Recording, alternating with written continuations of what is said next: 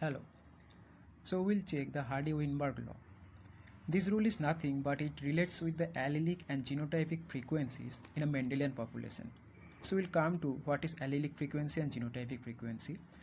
But first of all, we will check some facts.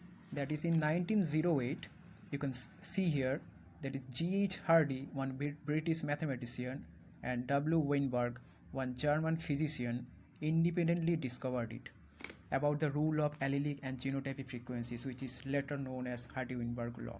This is a population biology study. So first of all, we will check what allele frequency is. So you can see here, this is a frequency of a particular allele in a population. Sometimes it is also called gene frequency, but not genotypic frequency. That is different. Genotypic frequency is proportion of the total number of organisms represented by a single genotype in a population. So let's make it simpler. What is allele frequency? Allele is nothing a version of gene. For one gene, there will be two alleles present in two different sets of chromosomes.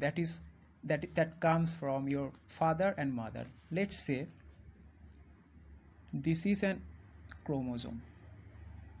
That's a horrible drawing, but let's say this is a chromosome number 5, and let's see, this is one allele, let's say A.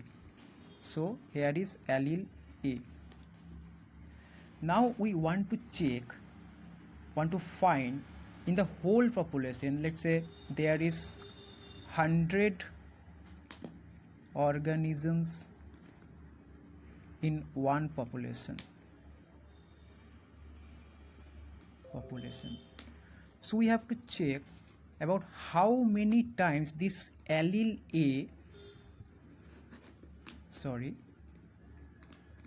this allele A is present in the same locus. Locus, you know, that present of the allele, the position. So in the 100 organisms in one population, so how many times this allele A is present in this locus? That will be the allele frequency. The frequency terms, it's obviously suggests that its value will be in fraction. So the frequency will be 0 less equal f less equal 1. 0 will be 0 when the allele is not present. So we will not consider about this. Now there will be some aspects also. Let's check. So this allele frequencies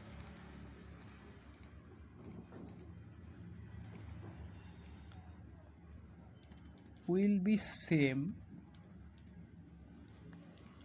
or unchanged in next generations,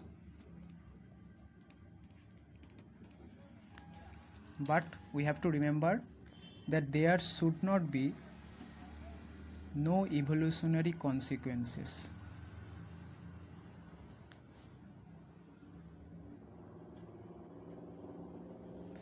We'll check later what are the evolutionary consequences. And at the same time, we have to remember, this is the first point and this is the second point, that the genotype frequency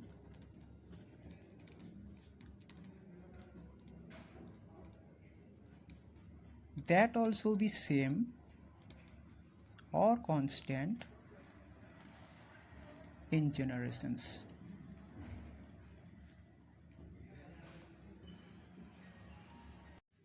Now the allelic frequency, let's say there are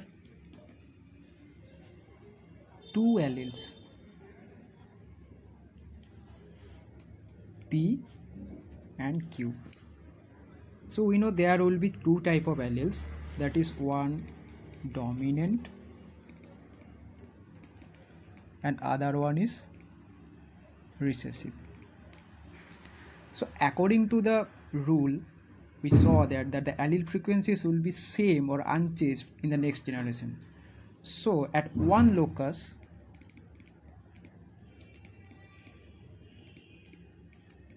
there will be